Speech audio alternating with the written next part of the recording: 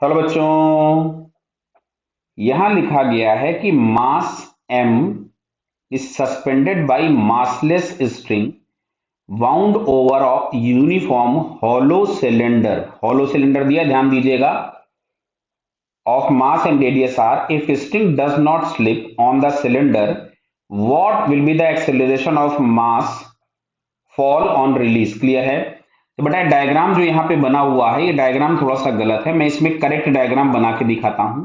ये अलग क्वेश्चन का डायग्राम है, तो यहाँ पे मैं इसके लिए आपको डायग्राम बना के दिखाता हूं। ये ऐसा डायग्राम है, देखिए, ये आपके पास एक बोला गया हॉलो सिलेंडर है जिसपे हम लोगों ने स्ट्रिंग को रैप करके रखा हुआ है। क्लियर बेटा? इस पे हम लोगों ने स्ट्रिंग लगा रखी है और यहां पे हम लोगों ने सेम मास m हैंग कर दिया है। दोनों के मासेस सेम दिए, आपको सिलेंडर का मास भी m दिया है, हॉलो सिलेंडर का, और रेडियस भी आपके पास r दी गई है। क्लियर? Capital R। तो अब अच्छा ध्यान से सुनना, अगर मैं इसका फ्री बॉडी डायग्राम बनाऊं मास का, तो mg नीचे होगा, t ऊपर होगा, तो इक्वेशन के नाम पे हम लोगों के पास मिलेगा mg minus T is equals to m into a, equation number 1। अब इस सेंटर के अबाउट अगर हम देखेंगे तो mg नीचे लग रहा होगा। अब इसको किसी भी तरह से इस सेंटर के अबाउट हम रोटेट करा रहे होंगे, कोई मासलेस स्पोक्स वगैरह लगा रखी होंगी, जो भी कुछ किया होगा।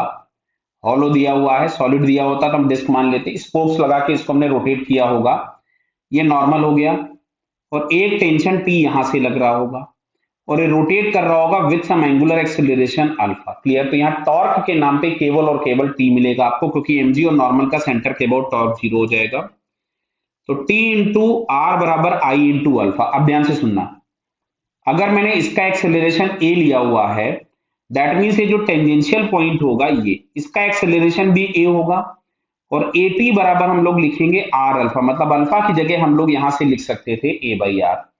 फिर से मैं लिखता हूं टी इंटू आर, और हॉलो सिलेंडर दिया था तो इसका मोमेंट ऑफ इनर्शिया हो गया एम आर स्क्वायर, और अल्फा की जगह मिल गया ए बाई आर। तो इस आर से एक आर गया, इस आर से आर गया, तो टी बराबर आपके पास हो गया एम ए। इसकी मैंने वैल्यू उठा करके इक्वेशन में पुट कर दी,